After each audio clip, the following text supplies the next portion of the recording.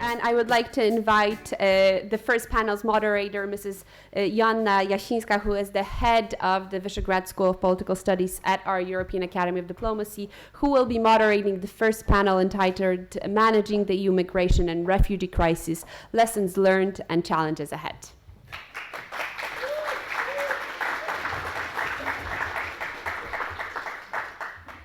Thank you very much. Kasia, please don't escape because you're one of our panelists, so if I can ask you to come back. And I would like to ask also other two panelists, Dr. Marta Pachocka and Dr. Christos Iliadis. I will introduce them in a second.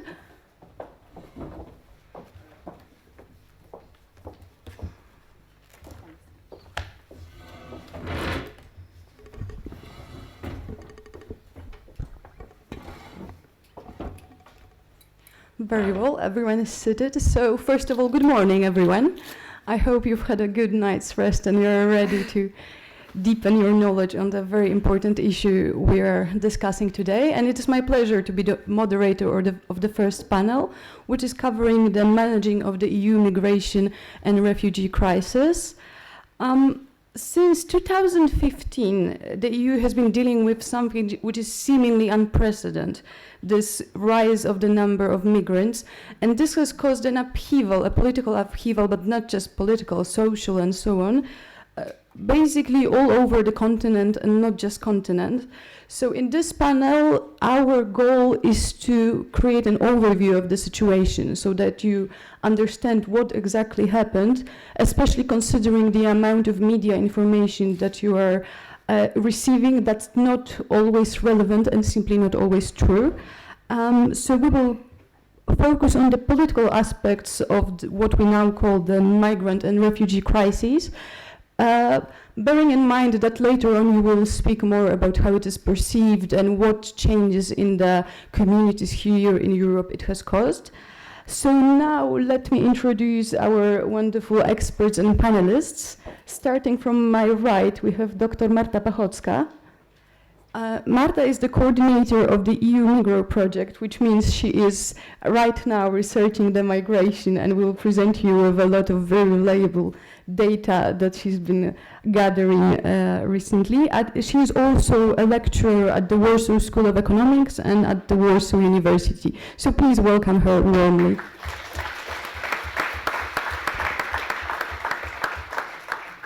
Secondly, we have our guest from Greece, Dr. Christos Iliadis. He is the advisor to the Vice President of the Committee on National Defense and Foreign Affairs in the Hellenic Parliament, as well as being a board member of an NGO called Hellenic League of Human Rights. So he has insight into the crisis from several perspectives. Moreover, he's an alumni of our partner School of Political Studies in Greece, the Symviosis School, which is one of the reasons he's here, and we are very happy that we can deepen the ties between the different School of Political Studies, considering we have our own Visegrád School here as well. And last but not least, of course, we have Dr. Katarzyna Pisarska, our director and funder. So when it comes to the structure of the panel, I will first give the floor to our panelists, who will provide you with some first insights into the crisis, and then it will be up to you to ask questions. So during the speeches, please think what you would like to focus on and what you would like to ask. And first, Marta, if I could give the floor to you.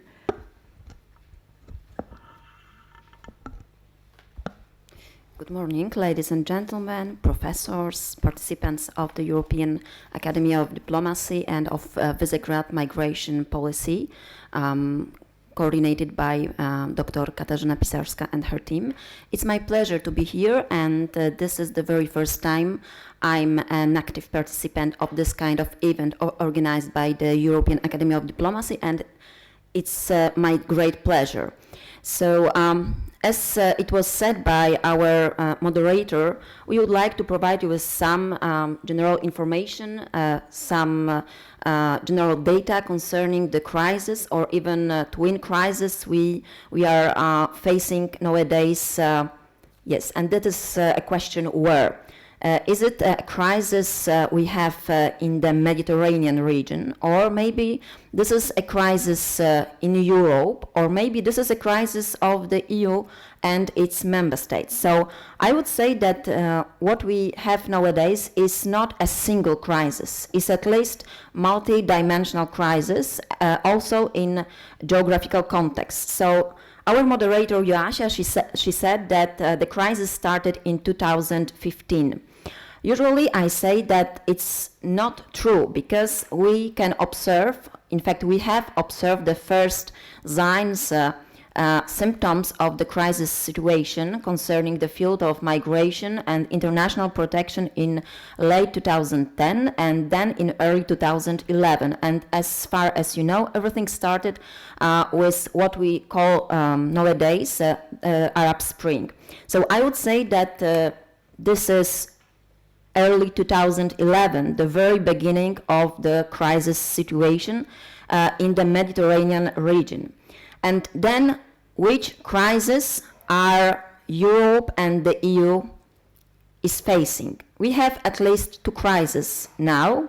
The first one, migration one, and this is about the demographic scope, demographic aspect of the current situation. It means that we can observe an increasing number of people involved in migratory movements from North Africa and the Middle East to Europe. And the very first year when these numbers increased, it was 2014, taking into consideration a year-to-year basis and taking into consideration statistics provided by different international stakeholders. And here, always, if we want to be reliable, talking about the numbers, we should be focused on different data sources. And what I advise is to look at least at data provided by the EU institutions, for example, Eurostat, also Frontex, but there are some other important international stakeholders collecting and analyzing data on migration and international protection, and this is the case of United Nations High Commissioner for Refugees, as the key player from the UN perspective, dealing with refugees, asylum seekers, and people in clear need of international protection. And then another important stakeholder, it's International Organization for Migration, and also Organization for Economic Cooperation and Development. So we have migration crisis, it means we have more people moving to Europe, but then we have also what we usually call refugee crisis, and this is about the status, legal status of the people that are involved in this increasing numbers. So most of them are considered to be, or they declare that they are asylum seekers, refugees, or people in need of international protection. So as you can see, we can use at least three different terms to describe the people involved in migratory movements we can observe since 2011. Then usually I say that we have two other additional dimensions of the crisis. We have the asylum crisis, and this is the institutional crisis of the asylum policy provided by the European Union. Because the crisis and the European Agenda on Migration in 2015 started the process of changes, of modifications of our asylum system in the EU member states. And then we have humanitarian crisis. For example, in Greece, in some refugee camps and detention centers, and also in France, for example, in Calais and in Dunkirk. So at least 4 crises. And then if we look only at the EU member states, we have to remember that these are 28 different countries. Different countries in terms of the level of socio-economic development, of the migration policy, migration experience. And this is the reason why these 28 member states react in a very different way to the crisis situation we have. And a very good example, the example that is a part of the Visegrád Migration Policy School, this is the reaction, the response provided by a group of Visegrád countries that were simply not prepared to the crisis situation. Also, we have to remember about the tools and the policy that is given to the EU member states at the EU level. And this is what we usually commonly say and name EU migration and asylum policy. But this is not an official name of this policy. If we look at the treaty on the functioning of the European Union, we can find that in fact there are three sub-policies that are at the disposal of the European Union institutions. And this is immigration policy, this is asylum policy, and this is border management policy. So in fact, it's something more. It's not only asylum issues and migration issues, this is also about our external borders. So we have three sub-policies. In terms of numbers, in 2015, we had more than 1.8 million detections of illegal border crossing between BCP's border crossing points along the EU external borders. Also, the same year, 2015, we registered more than 1.3 million asylum applications from the outside of the EU 28 member states, and the top 5 main destination countries of applicants for international protection were Germany, Hungary, Sweden, Austria, and Italy. And what is important, that we had 3 main migratory routes from Mediterranean to Europe, and these were Eastern Mediterranean route, Western Balkan route, and then Central Mediterranean route. So I would say that the crisis in the field of migration, asylum, and border management is one point.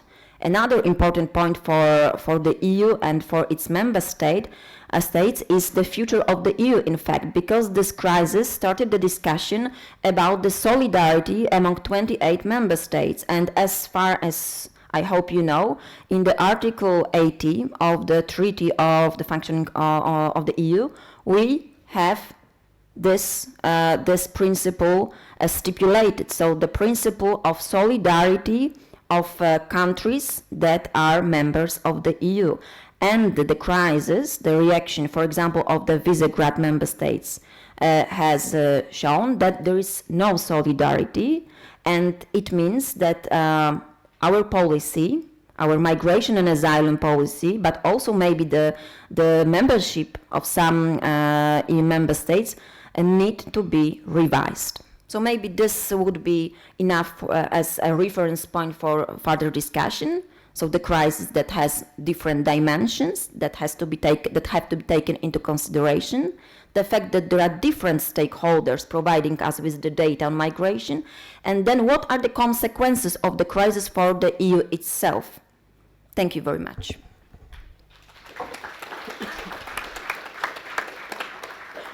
Thank you very much, Marta. And now, Christos, if I could ask you to tell us more about the Greek perspective, especially since you were one of the countries most affected by what happened. Yeah, sure. First of all, I want to also thank the participants. Thank you all for being here, and I want to thank the organizers for the hospitality and for inviting us. Unfortunately, Despina, who was initially in the program to come, could not for personal and family reasons, so I'm replacing her. I hope I will meet the standards of her. Can you play slide 1, please? Okay, so I will start with some facts. The previous speaker mentioned already facts about refugees and migrants coming across Europe during the 2015, especially. As you probably heard, migration and refugees have been coming to Europe during all the previous years. However, of course, we experienced a significant shift and significant rise during 2015. That was not something that came out of the blue, as they say. In 2014 already, numbers were 3 times higher than 2013. So there were indicators, and many NGOs were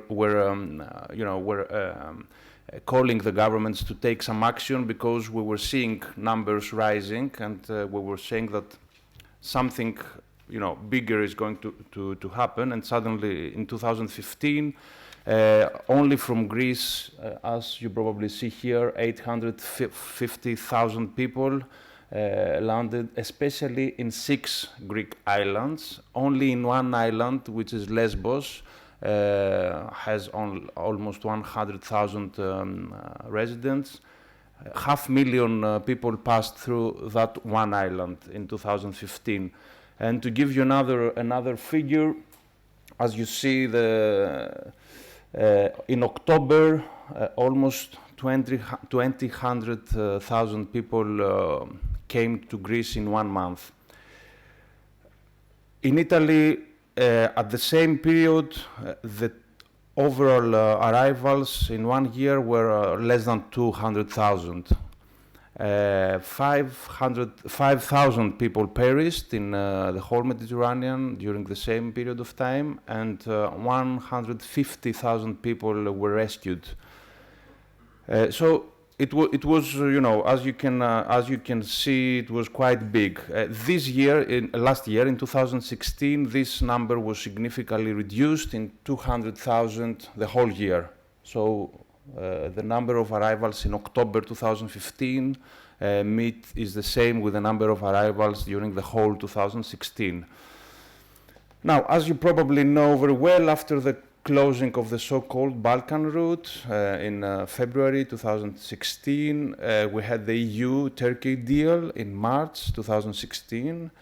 For many, that was the reason that significantly reduced the numbers of arrivals in 2016. This is why they say it's like 20% of what it was in 2015. There is a debate here, and maybe it's one interesting issue to discuss, because for others, the reason that the numbers were significantly reduced was the fact that the Balkan route was closed, and not the fact that the EU-Turkey deal deters refugees and migration towards Europe. So after the EU-Turkey deal in March 2016, almost 70,000 refugees were trapped in Greece. There were those that had already come into the country, and after the borders closed, they could not go forward or either backwards. 40% of them are children, so almost 30,000 out of the 70. Many of them are unaccompanied children, while 20% are women. So we're talking about 60% vulnerable groups. And I think out of the total, 60% also is the number of Syrians in these numbers, and all throughout 2015, I think 60 to 65% were the numbers of Syrians. 20 or 25, I don't remember exactly the figures, were Afghani, and the rest 25 were either Iraqi people or from sub-Saharan Africa. So the EU-Turkey deal promised to stop the flow of refugees. I don't know if you're familiar with the deal. It says that for every refugee that Greece returns back to Turkey, one refugee will be directly resettled from Turkey to Western Europe. And the one who is returned from Greece to Turkey will be at the bottom of the queue. So that's the deal. At the same time, Turkey in this deal had some incentives, let's say. The promise was they would be given 3 billion euros for the care of Syrian refugees in the camps. Almost 3 million refugees, not only Syrians, are living in Turkey during the last 4 years in refugee camps or in the cities of Turkey. So Turkey really had a significant burden on this issue over the last 4 or 5 years. So now, after, can we play number 3? There is a chart that number 3. This is number 5.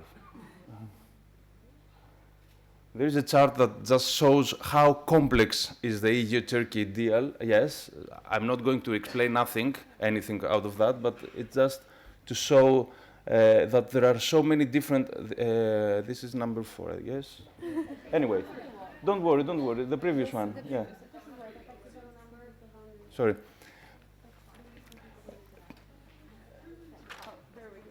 Yeah. So this shows the complexity of the deal. Just have a look at it to understand. The basic thing after the Turkey-EU deal is that the flows were reduced, as I told you. First of all, although many humanitarian issues have been raised, as you can assume, the deal presupposes that Turkey is a kind of safe country for the refugees. So when someone submits an asylum application in Greece, what he has to prove is that he is being threatened in Turkey, not in Syria, because he left Turkey to come to Europe. So he has to prove that his life is being threatened, that he's not safe in Turkey, even though he may have come from Syria or wherever else, Iraq, Afghanistan. So this is the basic logic behind the deal. And that, as you can assume, raises many concerns in terms of asylum, how to call it, anyway, humanitarian issues, and it challenges the whole asylum process as it has been developed in Europe since the 1950s, when the Geneva Convention was signed. And on the top of that, maybe you're aware that Turkey has not signed the Geneva Convention. Turkey is not a member of the Geneva Convention. So refugees in Turkey cannot be granted asylum status. They have some humanitarian international protection scheme. They have right to work, but they cannot participate in education, for example. So it's a different international protection scheme, which is not part of the Geneva Convention asylum process. So after the deal and all these issues that, as I told you, raises, in Greece we have two groups of migrants and refugees. We have those who came before the deal and those who arrived after the deal. Those who arrived in the country before the deal, even 1 day or 1 hour before the deal, they are trapped in Greece, and Greek government is responsible for them. Today, this number is almost, I think, 45,000 people. You can say that it is not great, but it's a significant number, someone else might say. So we have those who came before. Greek government is responsible for them, and integration process has already started. Many of them, those who have submitted asylum applications, their children participate in the school system this year, and there is a process that we can discuss if you're interested on integration. And they are distributed in refugee camps or in houses in mainland, not in the islands. Those who arrived after the Turkey-EU deal, so after March 2016, they are bound by the deal and they are in the islands. So Greek government cannot move them to the mainland because they will not be part of the deal. They are waiting to be returned to Turkey. Today there are about 15,000 people which in a way are trapped to the islands because the government cannot move them mainland, and they're waiting to be returned to Turkey. Process is quite slow. So if we can show the fifth slide, and will be the last one with the figures. Relocation is one major issue that now is open between EU and Greece. No, the fourth one, I'm sorry. The fourth one. The relocation. relocation process is European countries, as you may know, 1 year now, have agreed to accept refugees either from Greece or from Turkey, okay, or directly from Turkey or from Greece. This, I will just give you some figures to understand that in 2016, the agreement said that 63,000 people should be relocated either from Greece or from Turkey to the EU countries. I will just give you Poland because we are here. 4,300 people, Polish government agreed to accept. By now, Poland has formally pledged 65 applications and has accepted 0. In total, in the European Union, out of 63 agreed committed relocation cases, 11,000 have been formally pledged and effectively relocated 5,000, so like 7% of the total. Here are the figures from the European Commission. So, you understand that everything moves so slowly. Greek government is slow, European Union proved very slow, NGOs and international NGOs have also proved to be very slow, and I will just close with that. Lessons learned was my second major European issue, but national responses. We experienced a division between South Europe, West Europe, and East Europe. Somebody would say that it has not been a refugee crisis, but a reception crisis, a solidarity crisis, or even a European crisis. Why refugee crisis when 2 million, 1.5 million people came into 40 million people Europe? And at the end, challenges, only 4 lines, practical accommodation of the refugees, refugee status process. It's very difficult and long process to decide whether he, she, or he are refugees or are not refugees. It's usually some months project. EU-Turkey deal suggests that this should take place in 1 month. Third challenge, integration of the refugees, which I think is the basic thing to discuss. And fourth challenge, how we promote European integration and solidarity after this European crisis. Thank you very much, and thank you for your time. Thank you very much, Christos. And now, Kasia, please. Yes, thank you very much. I think I'll try to be very short and focus mainly on the lessons learned in both terms of practical policy, but more important also on the bigger scale of geopolitics and what we've learned about ourselves and about the neighborhood itself. So I have found throughout the crisis that there's 5 major lessons that can be taken out of this crisis. And some of them are very painful, so hold on with me here. First of all, whether we like it or not, migration and migrants will keep on coming to Europe. This is not a small incident of a year or 2 that this is happening. Actually, we will be seeing more migrants in the years to come, not less migrants, regardless whether there will be hot conflicts in the Middle East or not. And this is because actually the question since 1985 up until today, the number of refugees in the world has been relatively the same. In 1985, we had 11 million refugees, plus minus. Today, we have around 15 million refugees. Yes, there was a spike in the last years, but there was a big also dip in the 1990s. So the refugees are not the real issue. The bigger issue here are actually migrants, immigrants, and economic migrants. And those have the numbers of people who are actually traveling across the world for a better life, including Poles, by the way. It's not only from other countries, but actually from all of our countries, have risen since 1985 from 105 million to almost 300 million in 2015.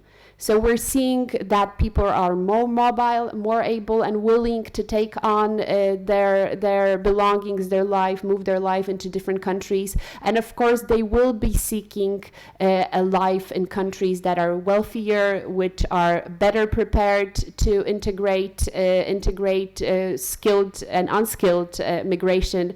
So we will see this as a major issue. Of course, in this lesson learned, migrants will come. A lot depends on the push and pull factors. So the push factors meaning how bad the situation in the home country is, how economically unsustainable, how politically unsustainable, how conflict burdened the specific countries are. And there's something we can do about this through, for example, development policy, conflict resolution, and so on and so forth. But there's also pull factors. And these pull factors, as is seen within the EU itself, and the migration between EU member states shows that simply if you can get a better salary for the same work and a better life for the same work, that is already a very strong pull factor. If that's also related to a relatively easy language to speak, for example, English, or a language you can learn pretty quickly, French, German, then of course that's an additional incentive for people actually to move. Having said that, we have to remember that immigration is of economic benefit to the arriving countries. We're not talking about refugees, we're talking about economic immigration, and these two have to be separated. And we do need to understand that the economies that are developing the most sustainably over a long time are the economies that actually bring in migrants. So that's number one of lesson learned. Number two is that much of Europe throughout this crisis have seen the migration problem as the other guy's problem. It is not our problem. This is the problem of the other guys. So at the beginning of the crisis, and we're talking about 2011, it was the Greek and the Italian problem. You know, this is not our problem. I mean, let them deal with in Lampedusa or whatever what they're doing. We don't know where that is, and we do not want to know.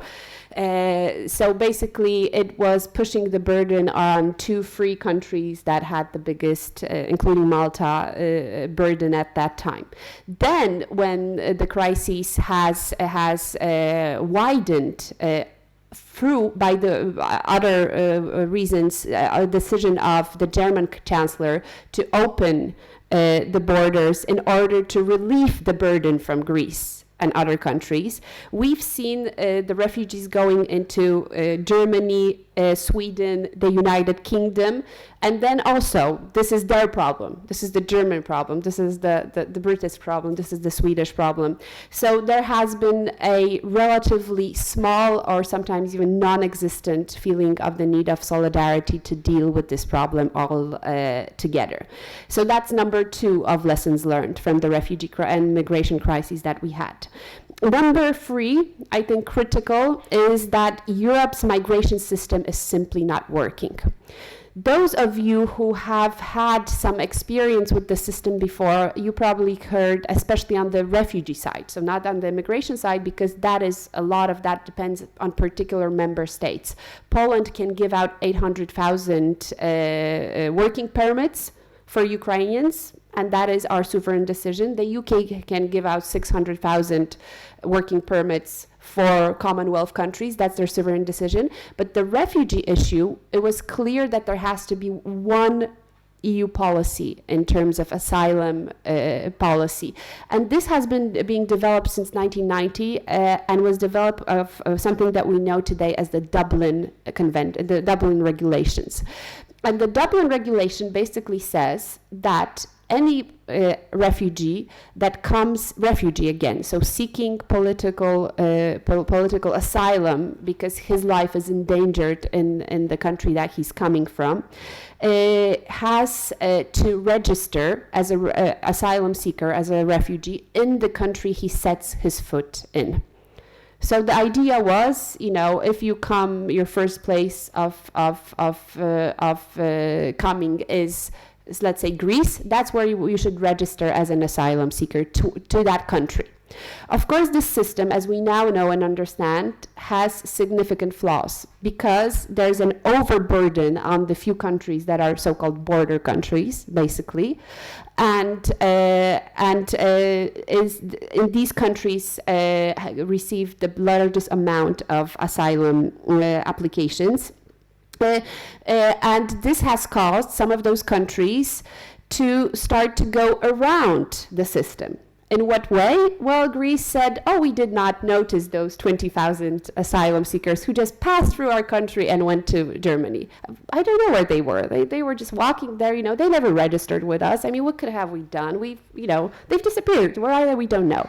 So because the burden was so big on those countries like Italy and Greece, they've just started to break the Dublin regulations by letting the immigrants through their countries to go to other countries to register as refugees. And of course, that had and has huge consequences, particularly for the Schengen zone, because this means that many of the constituencies in European countries say, but then we have no control over who's coming. This is an open space, the Schengen, and if we all allow the asylum seekers to just move from country to country, there is no control over this.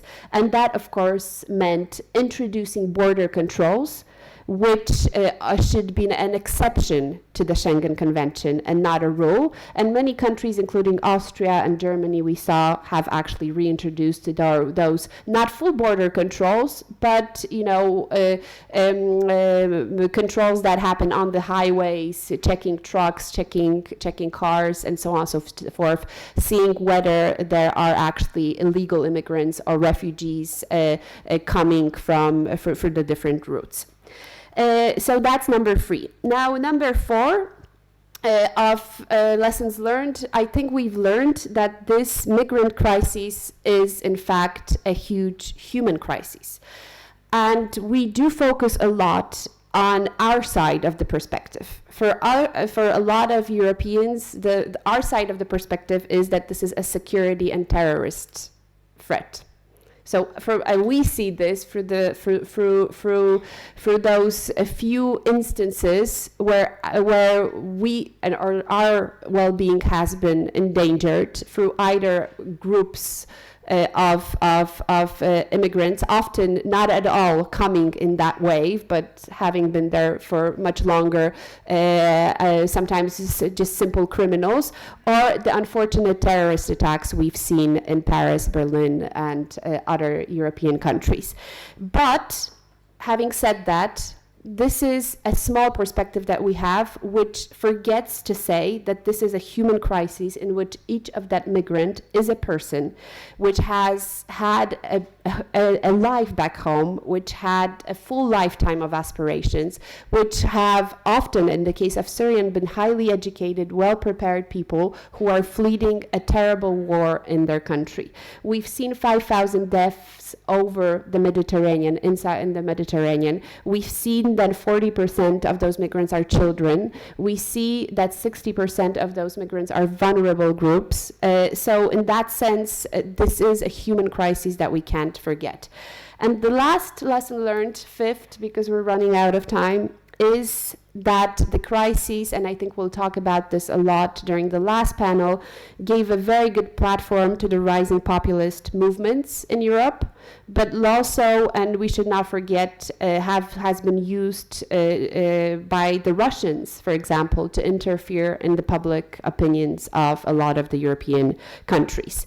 I want to stress one thing, the populist movement use immigration issues to a wide scale, but they will use it, either it is directed towards the Poles in the United Kingdom or Mexicans in the United States. It doesn't really matter, from which part of the world the immigrants come. The immigration will be used as ruthlessly as a political platform. I'd like to remind, and I think that to kind of conclude shows how this is well used by the populist parties. Those of you who have been observing the Brexit debate will probably know that the immigration problem was focused first and foremost on the Polish and Romanian immigrants in the UK. So this was not about the Arab Spring migrations, not about what's happening as much in Italy or in Greece, but more, why do we have 1,200,000 Poles in the UK? I mean, what the hell, how that happened here? And I remember this interview with Nigel Farage, the head of UKIP, the most right-wing party of the political scene in the United Kingdom, who was saying, the biggest problems we have are actually the Polish and Romanian migrants. It's not the Pakistanis, it's not the South Africans, it's not the Hindu, because they all come from the Commonwealth. They speak English, they know our laws, they're educated people. And those Poles and Romanians are the barbarians, actually, who have invaded our island, and we should fight against them.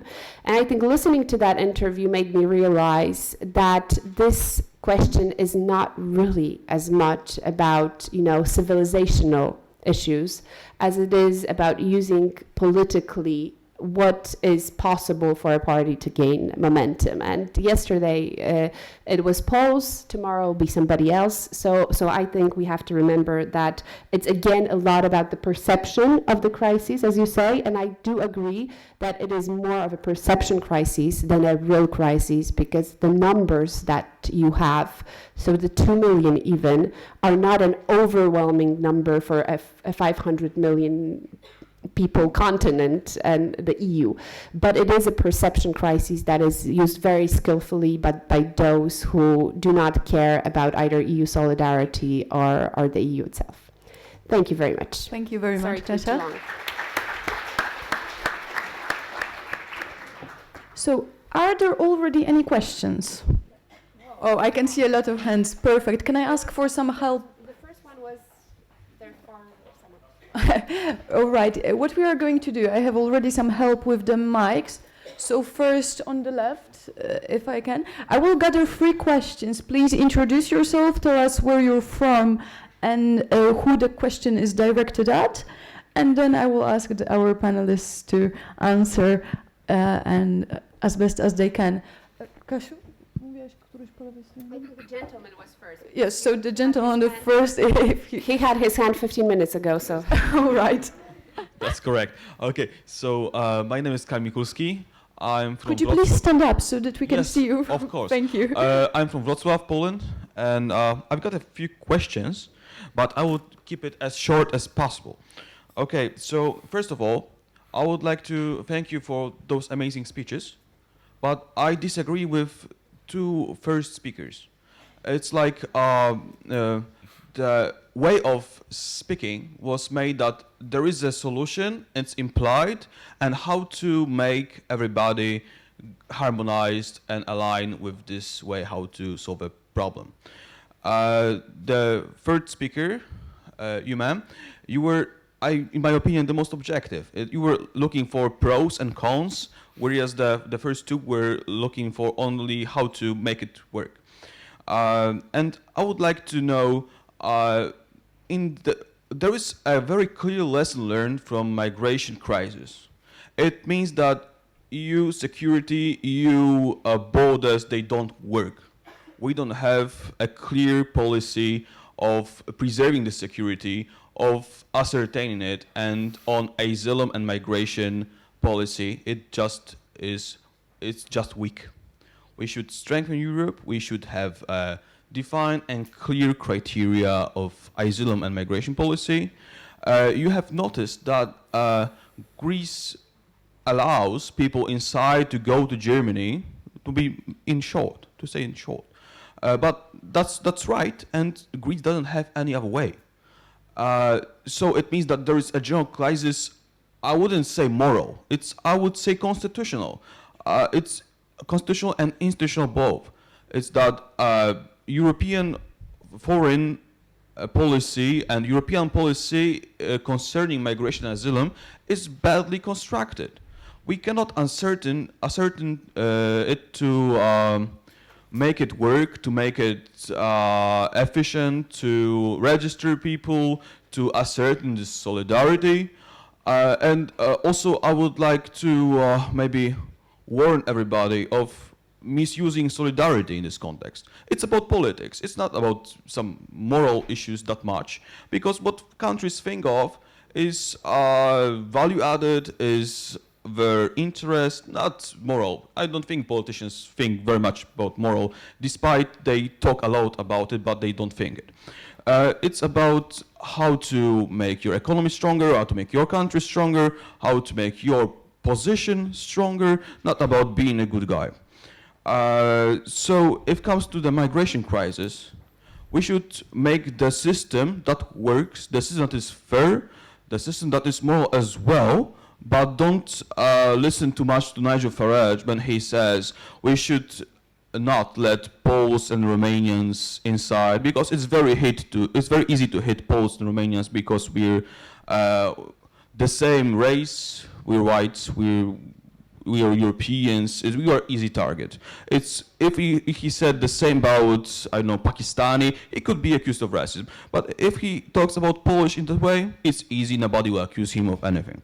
So I'm sorry, I'm going to cut you in because we have also other questions. So yes, if you could start finishing so we can have others. Okay, as well. so I just wanted to express my general concerns about it, to underline that the third speaker was the most objective, and to say that maybe the problem is not moral, it's not about solidarity, but it's constitutional, it's about how the system is set. Thank you. Thank you very much. Perhaps someone from the right now. We have a lady in the second row, you had your hand before that, so.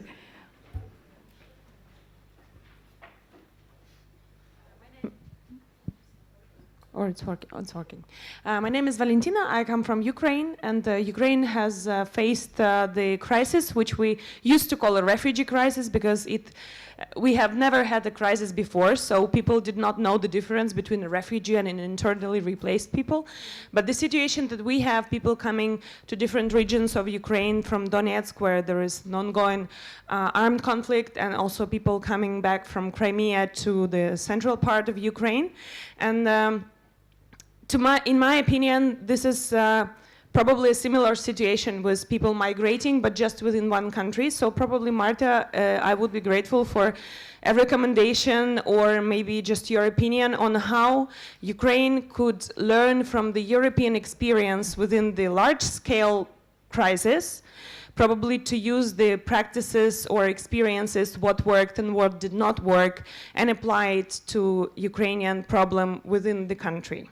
Thank you. Thank you very much. And a third person. We had the gentleman there in the right in the middle. Yep.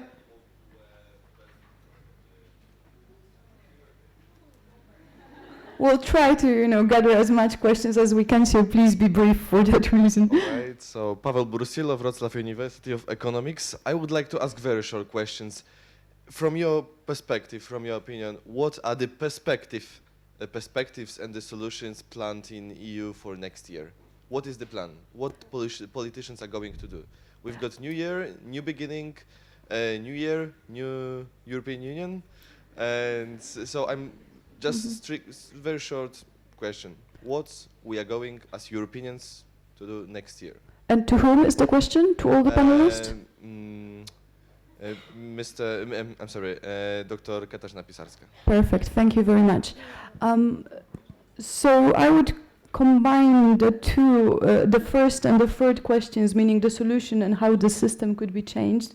So I would basically ask all of you to comment, starting perhaps with Marta. What do we need to do with the European system so that it's working, and what changes are required? Thank you for the questions. I think that I would like to make some points also concerning the speeches given by my colleagues in the session. So, for example, let me start with a short reference to what Kasia says. Kasia says that the people that are moving to Europe are not only refugees but also economic migrants, and that this is very difficult to separate, I think, these two categories. I would say that firstly, people that are moving to Europe are not specifically refugees, because if we would like to follow the international law, international refugee law, we would say that the people moving to Europe for us are simply people potentially in need of international protection. So in fact, I can agree with you that it's not easy to identify what are the main reasons of moving to Europe, but I cannot agree with the statement that many of them are economic migrants, because this was said by some UK politicians that most of the people that are involved in the refugee and migrant crisis are economic migrants. It's not true.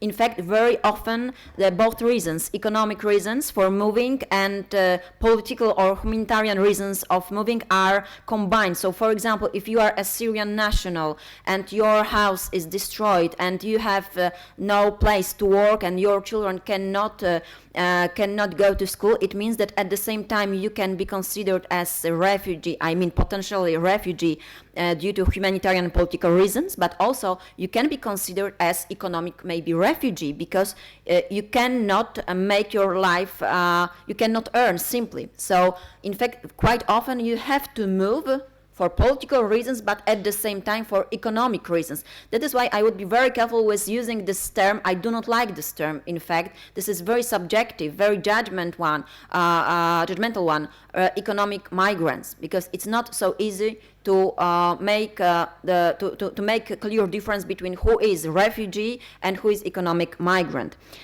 So maybe I would like to refer to the question that was directly dedicated to me from by. What's your name? By Valentina from Ukraine. Can you leave it after this part about the European system and then... Okay, so the question about European system, but which part of the European system? The question is about the EU migration policy, asylum policy, border management. I cannot agree, for example, with the statement of the Kamil Górski. My colleague statements concerning EU were not only how to make it work. I think that this is our common goal. We want to make the EU work, and we are facing some kinds of test, I think. So if solidarity does not work, if there are some loops and some weak points in our asylum or migration system, we have to know how to work on it. So if you remember, the EU membership is not only about the rights and privileges. This is also about some responsibilities concerning, for example, solving a common problems. So I'm not saying that I'm not an optimist. I'm saying that we have problems. We have some challenges in front of us, and we have to find a way to work on it in an effective way. So what I would say, the EU did something in this field. In May 2015, the European Commission proposed the comprehensive response, the comprehensive framework for the crisis, and it was the European Agenda on Migration, then followed by another agenda on security.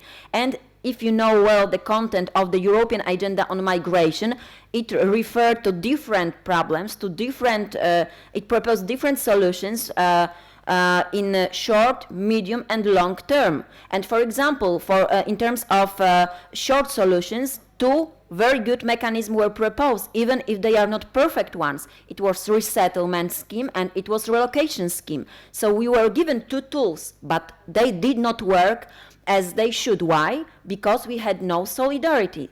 That is stipulated in the Article 80. So there are weak points, but there are also solutions that are proposed. But if we want to make them work and be implemented successfully, we have to be aware that EU membership is not only selective approach what the EU gives us. It's also about the common responsibilities. And what we did, for example, as Poland and other Visegrád Group states countries in front of Greece and Italy, we did nothing. Any of the states, in fact, does not participate in the relocation and resettlement schemes. There are some people moved from Italy and Greece by Czech and by Slovak, but these are very low numbers.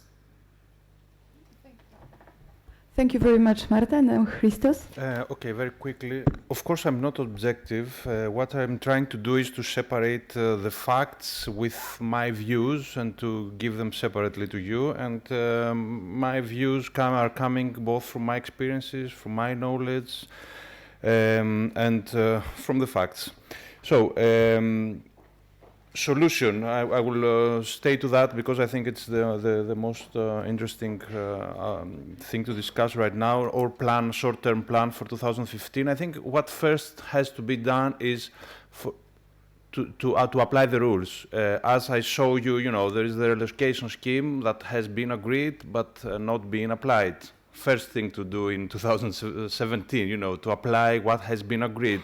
Second thing to do in 2017, to increase the numbers relocated directly from Turkey or from Jordan or from the other countries around Syria or from Syria, and create what is called like safe corridors, safe passages, safe ways for the refugees to go from the conflict zones directly to the countries that they ask for asylum. And of course, I agree with. So these two, if European Union does these two within 2017, I will be happy. But I don't think that these two will take place. Of course. One big debate that has been raised during the last couple of years, and maybe it's interesting, it's the whole dichotomy between a refugee and the migrant. As you said very well, it has been blurred. Who is solely a refugee or who is solely a migrant? What about environmental disasters and climate change? What about people that are forced to leave their countries because of climate change? Are there economic migrants, or there are like refugees? However, it is important to stick to the Geneva Convention and grant specific asylum status to people that leave conflict zones, despite we talk and we discuss and we think about the blurring distinction between a refugee and a migrant. Thank you. Thank you very much. And now finally, Kasia, your take on the perspective and solutions for 2017 and the coming years. I'll try to respond. First of all, I'm sorry for the confusion, Marta. You're absolutely right. When I was talking about economic immigration, I was talking not about this specific wave now that happened over the last 2 years.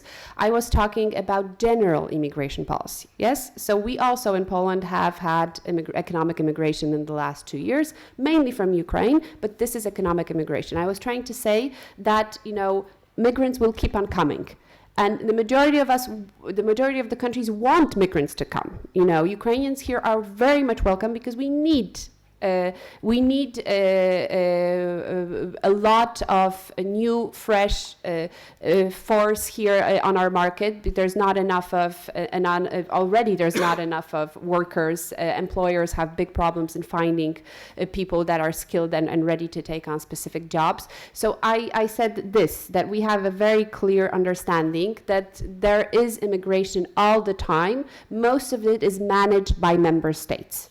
But we have to separate this from refugees. These are two completely different worlds, and they cannot be blurred. They're often very much so. And the statistics, yes, they show that the majority of people who have come from the Balkan routes and the other routes throughout the 2 years are in fact refugees, or should be considered refugees.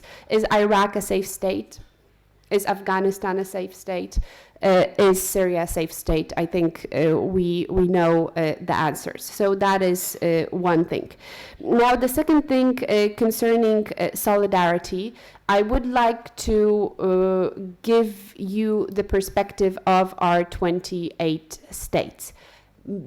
All of the states, when they meet at the Council of the European Union, agree that solidarity in this area is needed, and they all agree that there has to be a common solution to the asylum problem that we currently have. There is no disagreement in Brussels on this. The ministers can come back and say then, oh, it's Brussels' fault.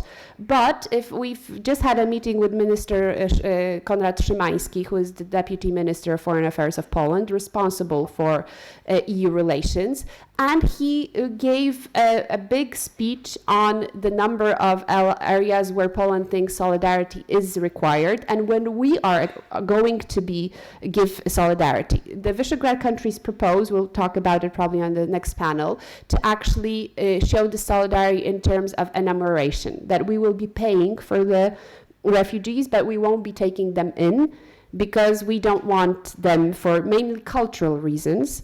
But we want to show solidarity. So there is no discussion about solidarity. There is a consensus on this, and I think we need to understand the question is what kind of methods and tools we are going to use to find a solution. I can, however, agree with the gentleman there that it's always the weakest groups that are targeted. It was okay to target the Poles. It was politically correct to target the Poles. So they were attacked. It's politically correct to attack Muslims in Poland, so they're attacked. It's as simple as that. I mean, that is the logic of xenophobic and racism ideas. You attack the weakest, those who cannot defend themselves.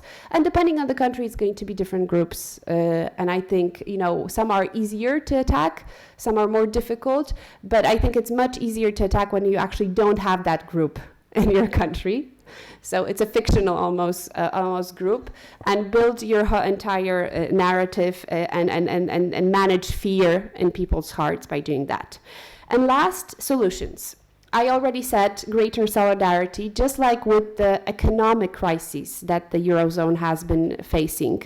More integration, not less integration, proved to be the answer. A banking union that we have introduced, a number of regulations that helped to actually revive the Eurozone and so on and so forth. Most people agree today that only more integration and if we had a real immigration and asylum policy, we would probably be in a much better position, and this is the direction we're going to. But also among the practical solution is the European Border and Coast Guard.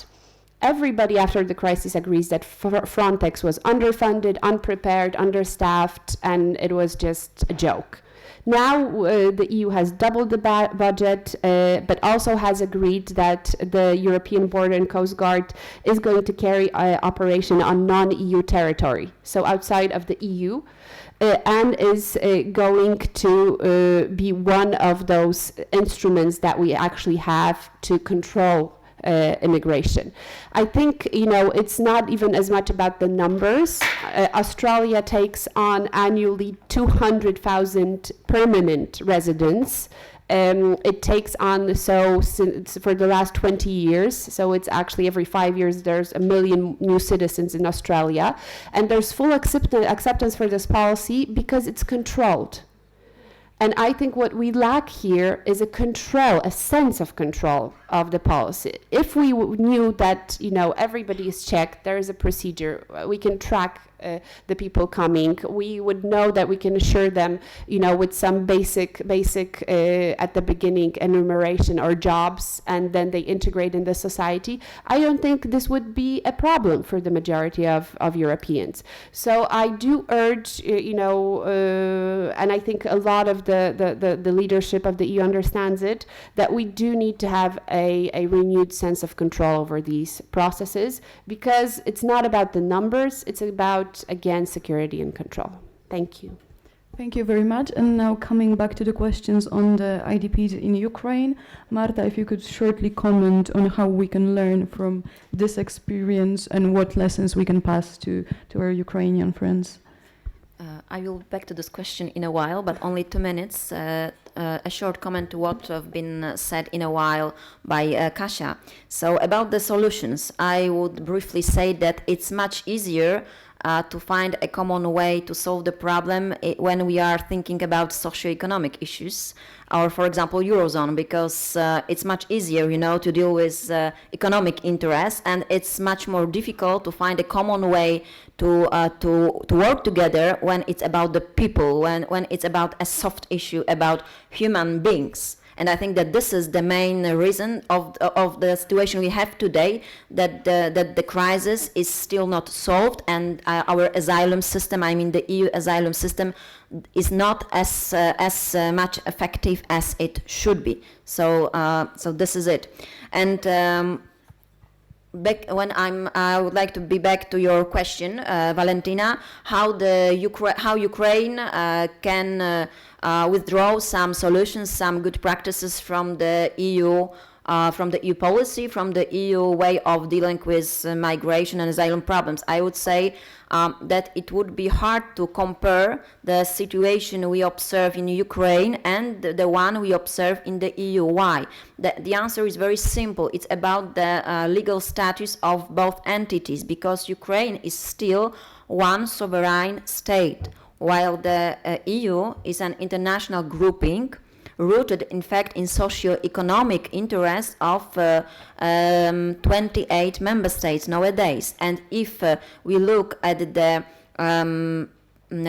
policy in the field of migration and asylum, in case of Ukraine, I'm not a specialist in Ukraine issues, but I think that you have one common policy as one state, while in the EU we have to some extent what we call a common EU migration and asylum policy, but in fact the tools are in hands, the detailed tools, very specific ones, are still in hands of 28 EU member states. And this might be also one of the reasons why the asylum system does not work in the EU. It does not work because still the field of migration, asylum, international protection and border control is regulated by the shared competence, because this is the part, this field, migration is the part of the area of freedom, security and the justice. So in fact, the EU institutions cannot act on their own in the field of migration and asylum, but each time they are supposed to share the responsibilities with the national authorities. And I can agree with what Christos said before, that in fact the EU also response cannot be implemented successfully, for example, in case of Greece, because still national responses, very good example, Poland and Hungary, have prevailed over the EU proposal. So this is it. So which level is much important, a national one or the EU one, or maybe an international one, because in fact migration and asylum are still trapped between three different levels: national level, EU level, because we have what we called EU acquis, and then we have international law, for example, Geneva Convention 1951, that was partially implemented and included in the Treaty on the functioning of the EU, and specific directives and regulations dedicated to the field of refugees. Thank you. Thank you very much. So 3 more questions. We have here, Kasia is suggesting 5, but I'm afraid, considering the time, it might be the last time we're taking questions. So first here, third row. Tutaj w trzecim rzędzie. I have got the question to Dr. Pisarska, and the question is about the threat to the Schengen zone. You already mentioned that the borders are already closing, and I have got the more deeper, can we assume that the future of Schengen zone will not be a very successful one, and the borders of the EU, considering all the benefits it brings, can be shut down at all? Thank you very much. Now this side, please.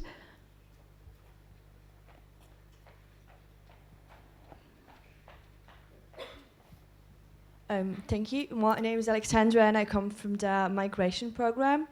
And wait, this is a question. I have actually 3 questions, and all regarding to EU-Turkey agreement. So those are questions to Mr. Christos Iliadis. First one is like, on what basis people are sent back to Turkey? Like, is Greece dealing with the application, or is just they're considered being illegal and they're pushed back to Turkey? That's the first question. The second question is, after EU-Turkey deal, like, well, what's happening to those people? So are they like, only waiting on the islands for any decision or being like sent back, or is, well, some kind of check done on them? Like, are they, what if the people who are waiting in the island are in threat or in danger in Turkey? Is Greece checking it somehow? And third thing is like the question about the relocation. If we are talking about the relocation, like who is responsible for the asylum application? So if, let's say, an Afghani is coming to Greece and it's he or she is relocated to, let's say, Austria or Hungary, who will be responsible for the asylum application? Is it Austria, Hungary, or is it Greece? So the place where they entered the Eurozone. So thank you very much. Thank you very much.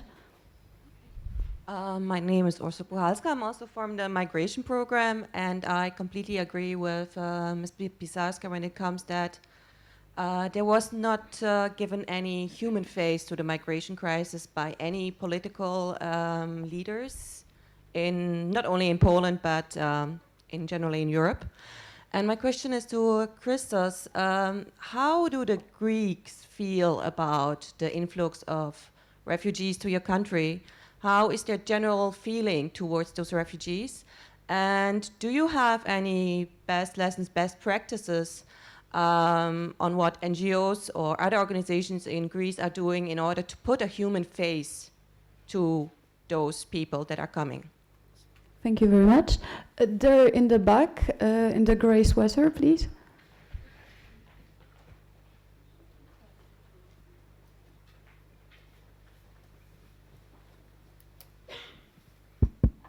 Hello, good morning. My name is Omar Marquez. I'm a freelancer photojournalist.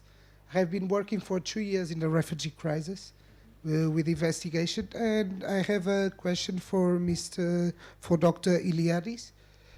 Most of my work has been developed in Greece, and there's just one thing I wanted to make it clear regarding the education, your comment to the education in Turkey. Last year, education in Turkey was provided to 340,000 children from Syria. So there's education ongoing in the country. And regarding the Balkan route that officially is closed, I conducted an investigation during this summer, proving that there's been a lot of smuggling made involving the Greek government too, with faking passports and using small airlines, low-cost airlines from the islands. What is actually the Greek government trying to do to stop all this too? And from March 2017, Germany will start to deport back refugees to Greece. What is Greece planning to do with all this? Thank you. Thank you very much. And here, first row, the last question.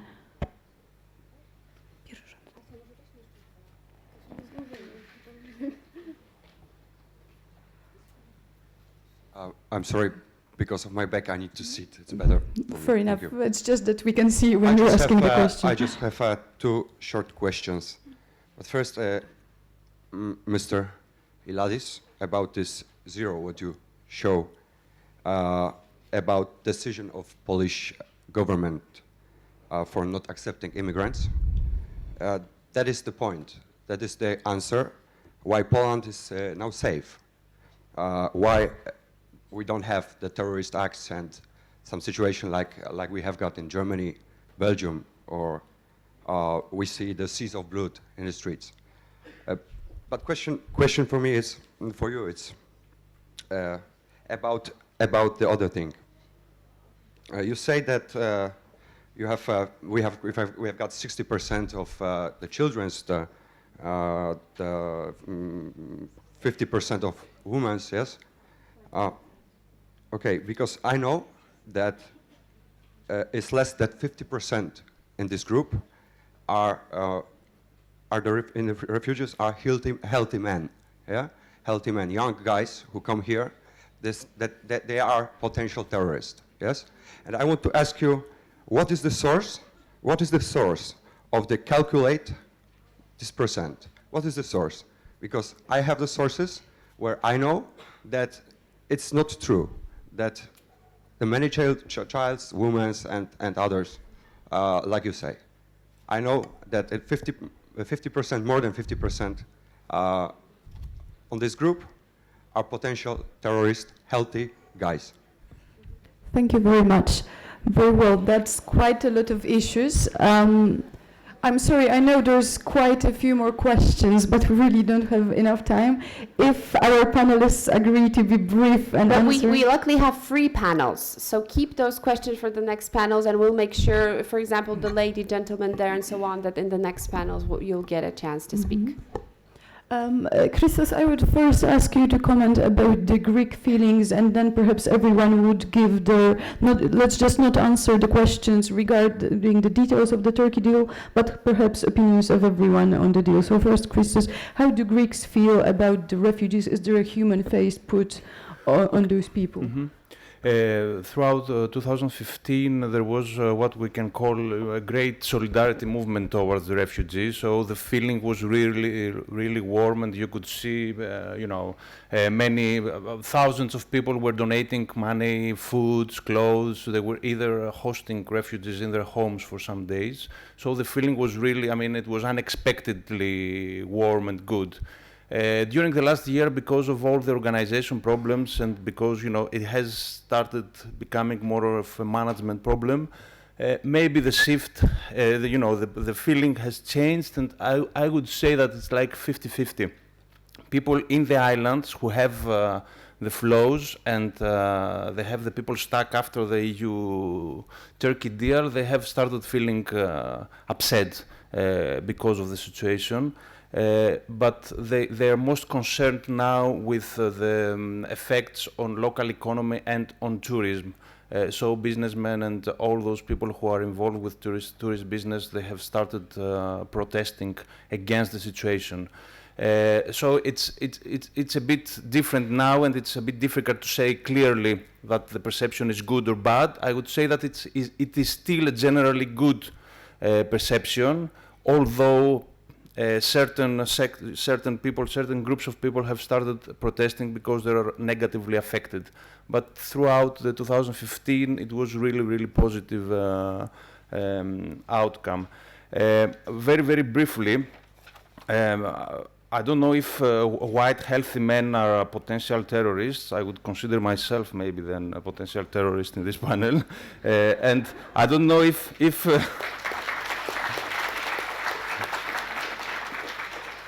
I don't know if Poland is safe because it accepted 0 migrants, because Greece is also safe, and more than 1 million Syrian people passed, and Afghani and Pakistani passed throughout Greece, and there was 0 terrorist attacks. So I don't know what makes one country safe and what does not.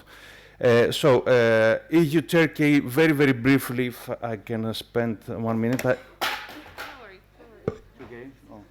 I accept many questions, so I'm a bit anxious to. Thank you very much. To I'll take make the it time. easier. And, first of all, how they are sent back? Who makes the decision? Okay. Yes.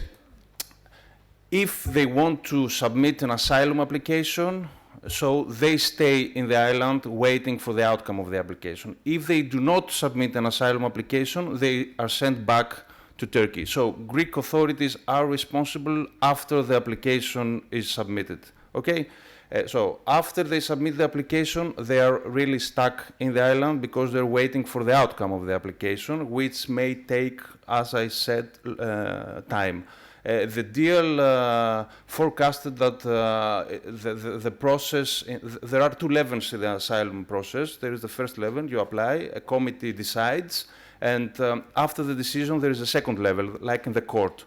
So the first level process was supposed to take 1 month, but it takes 3 to 6 months because it's a complex process, and Greek authorities never did that, at that extent before. So it's really long, and people are stuck. So people who are relocated from Greece, they first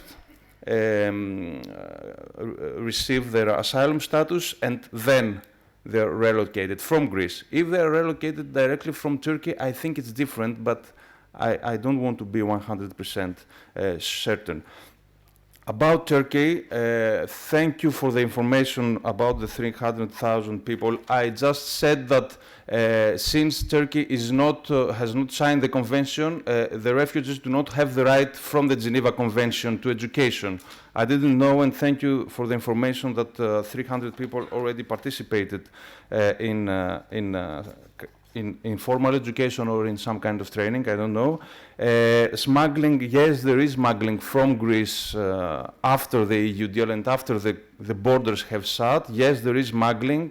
We know that because the figures suddenly reduce. You know, today there are 50,000 people and 1 month later there may be 49, random numbers. But so we know that there is smuggling. I'm not in a position to know whether the Greek government, in a way or another, is involved. I want to believe that it is not involved in the smuggling, and I would be happy, you know, to see if there is any investigation on that. I don't know if I missed something on that. Best practice is to put a human face in the refugees. As I told you, there was so positive outcome. So maybe that was a best practice itself. Now, after the refugees are in the camps, the last year it's NGOs that almost specifically deal. What could be regarded as a best practice is that during 2015 there were so many local initiatives by simple people that, you know, you were interested, so you were gathering 20 of your friends and you were cooking together, and every day you were going to the port to distribute food. That was some grassroots, let's say, movement, if I could use these words. So maybe that was an informal, good practice, and it really helped everybody, the refugees, the government, the whole atmosphere, you know, around that. Now, maybe, you know, from the NGOs, they apply many best practices. It's not, I don't have one now to give you as an example, but maybe if we discuss afterwards, I could think of something. I will stop here. Thank you very much. Thank you very much. I will ask Kasia and Marta for 2 comments. First was the question regarding the future of Schengen. So could you both say something about this? And as perhaps we'll leave the Turkey deal for now and let's focus on this and then on the question of security. Okay, so Marta, if you could start when it comes to Schengen. To be honest, I would like to leave the question of Schengen zone for Kasia, because today she's our security specialist in security issues, and I would like to refer to what Christos said about the approach of Greek society to the migrants and refugees, because I had the pleasure in early December to spend 1 week in Athens while participating in an international EU-funded project on reception of refugees in different societies in the EU, and at that time it was the project coordinated by the team from Innovathens, Technopolis City of Athens.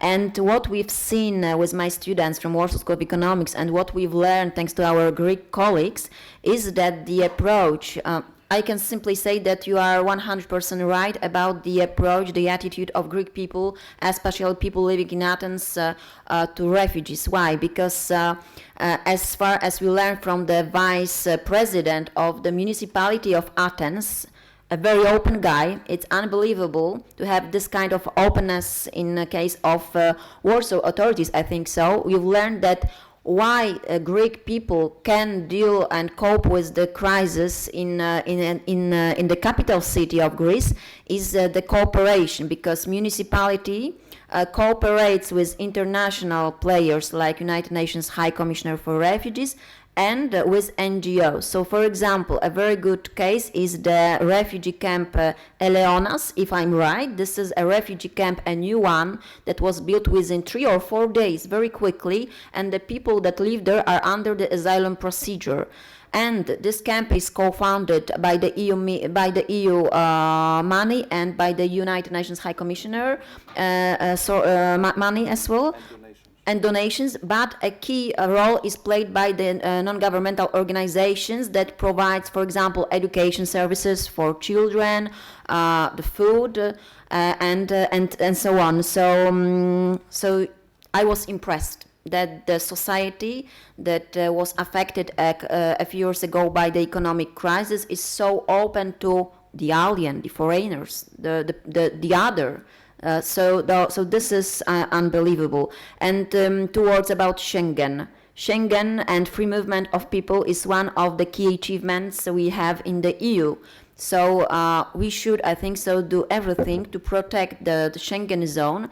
And yes, it's true, to protect the Schengen zone successfully, we need a successful EU policy in the field of border management. And here comes the important role of the Frontex that was reformed in early October 2016, and now its money, its staff and capacities were increased and are shared with local authorities. Thank you very much. So now, Kasia, the future of Schengen, can we count on it to still exist? Well, in the 1970s, the European Commission created a great report that was called The Cost of Non-Single Market. So what is the cost for Europe if we do not create a single market? I would like to see a similar report being made by the current European Commission, the cost of non-Schengen zone. Because I think we do not realize both the convenience, which is one element, but actually the economic and political impact that a open Schengen zone has for our lives, our economies, our countries, and so on and so forth. And of course, there is no single country today, and especially Central European countries are not among them, who would advocate for any type of Schengen closure, because we would be the most affected.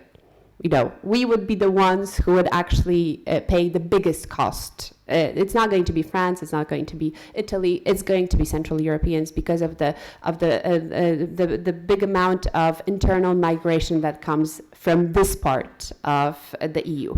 So yes, the asylum crisis is an existential threat from the Schengen zone. We do need to remember that Schengen is was not part of the EU treaties. It was a separate convention signed by member states, which means that I can envisage 6 or 7 or 8 countries signing a separate convention, let's say France, Benelux, and Germany signing their own Schengen convention and not allowing others to be part of it if they decide that for one reason or another they do not want, for example, immigration from Central Europe. So we need to remember that this is not a given, and Schengen might cease to exist if we do not regain control over the processes of immigration, and it is a big challenge ahead. Now, I think this is why we should add a 6th lesson learned to the 5 points I've already gave you. And I think this is an obvious lesson learned from another of these crises that we've been going on in the EU. We are all interlinked, and we cannot deal with globalized issues going alone. I do not believe that closing borders, going into a fortress Europe or fortress national capitals will actually solve these problems. We've seen that both migration problems, if migrants want to go through borders, they will move through borders. Are you able to kill 200,000 people on your border? Well, you're not. What can you do? So we need to find, complex solutions that respond both to the push factors. So how do we support our development policies in third countries? How do we cooperate in resolving local conflicts, security issues in those countries? How do we help actually these countries to develop in a way that those push factors will be decreased in a significant way? But also, how do we create a system that allows for controlled immigration that we do need and we will continue to need? I know only of one country among developed countries that has effectively been closed down for immigration, and that is Japan. And if you go to Japan, and you will see the tragic demographic state in which the state is, the debt, the economic problems that they're dealing with, I think it gives you a second thought about, what is the cost of non-immigration. So I would like to see the cost of non-Schengen, I would like to see the cost of non-immigration also to be presented to the people before we go into only emotional arguments about the crisis itself. And my final conclusion is, this is not a coincidence that we're doing this conference on this specific topic. We had last year, during the 12th edition of the Academy of Young Diplomats, one session devoted to this topic. It was in Lublin. One session was on energy, the other was on Russia, and one was on immigration. And I think we had 50 questions from the audience, like seriously 50 questions. And a lot of them were based on very emotional arguments, not really, any specific knowledge, but just emotional arguments. And this was also in the wake of the events in Germany around the New Year's and so on. So a lot of people were like, no, why are we even talking about this? I think it's a topic that in this part of Europe is a political suicidal topic. If I were a politician, I would not organize this conference because it would be my political suicide. But that's even more important to speak about this. And the things are not black and white either way. And if we don't see the complexities of this, we are going to sacrifice not only the truth, but a lot of people in the process. And I think this is what I would be extremely happy if we would all actually take out from this conference as we go. Thank you. Thank you very much. We are basically out of time, and yet we still have this one huge issue of security and whether there is a correlation between threats and migration. So please, from everyone, either one comment on this topic, on just some closing remarks, and truly be brief because we are out of time. So starting with Marta. So you are asking about the relationship between migration movements and security of the EU member states. So firstly, we have two different dimensions of security. We have internal security of our member states, and then we have external security. And external security, here we cannot, unfortunately, we cannot be 100% successful in terms of managing external risks and external security, because this is not only about ourselves as EU member states, but this is also about the external factors, and these external factors that are important. There are more and more of them. One of them is, for example, the relation between the Ukraine and Russia. Another one is the unstable political situation in case of the Middle East, the civil war in Syria, economic problems and socio-economic challenges in many African states. So is it possible for one small, in fact, regional grouping as the EU to be responsible and to manage successfully all external issues and factors that can influence our security? I don't think so, because we are not enough internal coherent as one player. So I would say that we cannot influence successfully at external risks. So we should be focused on our internal security, and here we should be much more focused on successful implementation of our asylum system and of Frontex capacities, for example. So we should appreciate the role the Frontex plays nowadays for our external borders management. And also, I would say that we have to separate two issues. We cannot say that migrants are terrorists, what was more or less suggested, because as far as I remember, Paris in November 2015, when I've been for 1 month, it's the people that were involved in Paris attacks in November 2015, they were not refugees from this wave. They were people from, as far as I remember, second generation of migrants living in France. The same was the case of people involved in attacks in Brussels in early 2016. So I would say that in this case, it's not about our successful management of external risk and internal security, it's about the tools of integration people living in our society. So if it's about our integration policy and not migration or border management policy. Thank you. Thank you, Marta. Christos? Okay. It's impossible throughout history to have 100% security and 0% terrorist attacks. They change shape and methods during time. We have to decide here what kind of Europe do we want to construct.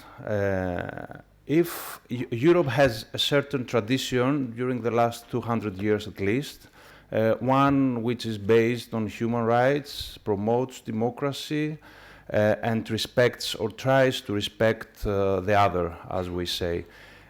If we want to continue building this European tradition, then when we talk about security, we do very well to talk about security, but at the same time we have to consider democracy, and we have to question what will be the European advantage if we abolish this tradition. And one suggestion is that the more we talk about terrorism and the more we blame certain groups as a whole, like Syrians or Muslims, the more terrorism we produce. Because if I come here, for example, as a Greek, and I tell you, most of the Polish people are, I don't know, Catholic, and they have a tendency to be something very bad, which now doesn't come to my mind, you will all be angry at me, So imagine ourselves telling Muslims have a tendency to be terrorists. I think that the more we accuse other people about, as groups, about potential terrorists in this case, the more terrorism we produce. So let's keep that in mind. That's my final suggestion. Thank you. Thank you very much. And Kasia, the final remarks. I think we'll have two great panels next to come, and we'll probably talk about a lot of these, also questions of perceptions of specific groups, including Muslims in the region, so I don't want to go into this. I would just say, in terms of security, I think we have learned from the crises that you cannot dismiss the feeling of people feeling insecure. You cannot say, sorry guys, but live with it. That's the world. I think the obligation of politicians and states for them to be relevant is to be able to assure a level of security that is acceptable for everyone, and thus the question of control. I think a lot of this insecurity has been blown out of proportions to an extent that it's almost hysterical in some countries. Interestingly, in countries that are not very much affected by the migration or do not have much contact with, or any sometimes even with the migration, and that's again very skillfully used by politicians and others. So I think we need to spend much more time in informing and saying what are the facts, but also showing that we are responding in a concrete, practical, and sustainable manner to any potential threats. I also believe that if Al-Qaeda or ISIS wants to bring a terrorist, they will buy him a ticket on Emirates and pay him a hotel and everything else if needed. This is not a closed world. Any of you can travel anywhere, and believe me that they have enough of unregistered recruits that can travel, and many of them are already, nationals of our countries. So definitely we need to understand that this connection between refugees and terrorists hurts the refugees themselves most. And I've spoken to a number of refugees, and I've also seen a number of programs where, you know, they understand that, you know, a lot of the anger is directed towards them, but very unjustly, because it's not their fault that there are people out there who want to hurt us, and they're coming here usually just because actually they do respect the life we have here. But again, this is the role of politicians and states to put this line. And sometimes people ask me, you know, where tolerance ends. I think this is something for the last panel. And I think that tolerance ends where the law is starting to be broken. So we do have ways of protecting ourselves from, you know, this extreme groups who might pose a danger to our societies, but this has to be done in the framework of rule of law and of our states that we can assure, and again, control is the most important. Thank you. Thank you very much.